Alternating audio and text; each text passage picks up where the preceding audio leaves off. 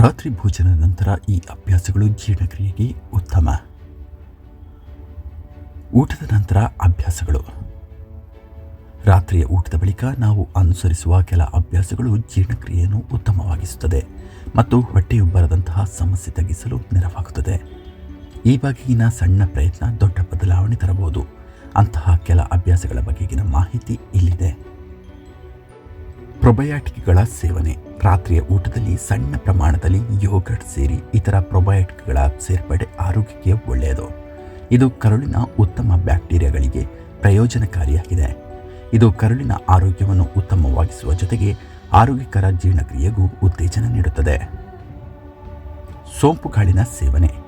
ಸೋಂಪುಕಾಳಿನಲ್ಲಿ ನೈಸರ್ಗಿಕವಾಗಿ ಜೀರ್ಣಕ್ರಿಯೆಗೆ ಉತ್ತೇಜನ ನೀಡುವ ಶಕ್ತಿ ಇದೆ. ಇದು ಹೊಟ್ಟೆಯುಬ್ಬರ, ಗ್ಯಾಸ್ನ ಸಾಧ್ಯತೆಯನ್ನು ತಗ್ಗಿಸಲು ಸಹಾಯ ಮಾಡುತ್ತದೆ.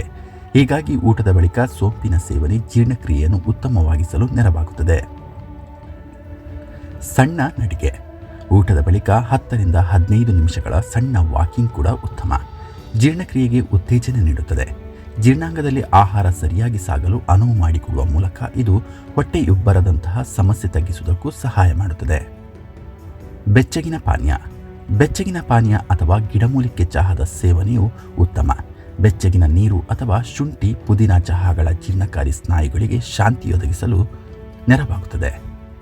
ಇದು ಜೀರ್ಣಕ್ರಿಯೆಯನ್ನು ಸರಾಗವಾಗಿಸುತ್ತದೆ ಮತ್ತು ಹೊಟ್ಟೆಯುಬ್ಬರದಂತಹ ಸಮಸ್ಯೆ ತಗ್ಗಿಸಲು ನೆರವು ನೀಡುತ್ತದೆ.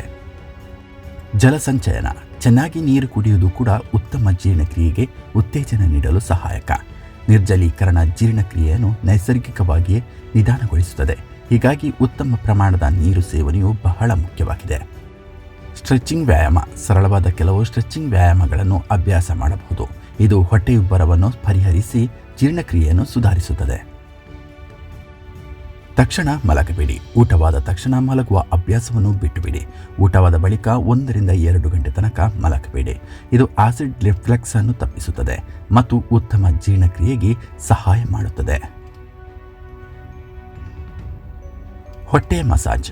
ಮೃದು ಮತ್ತು ವೃತ್ತಾಕಾರದ ಹೊಟ್ಟೆಯ ಮಸಾಜ್ ಕೂಡ ಜೀರ್ಣಾಂಗ ವ್ಯವಸ್ಥೆಗೆ ಉತ್ತೇಜನ ನೀಡಲು ಸಹಾಯ ಮಾಡುತ್ತದೆ.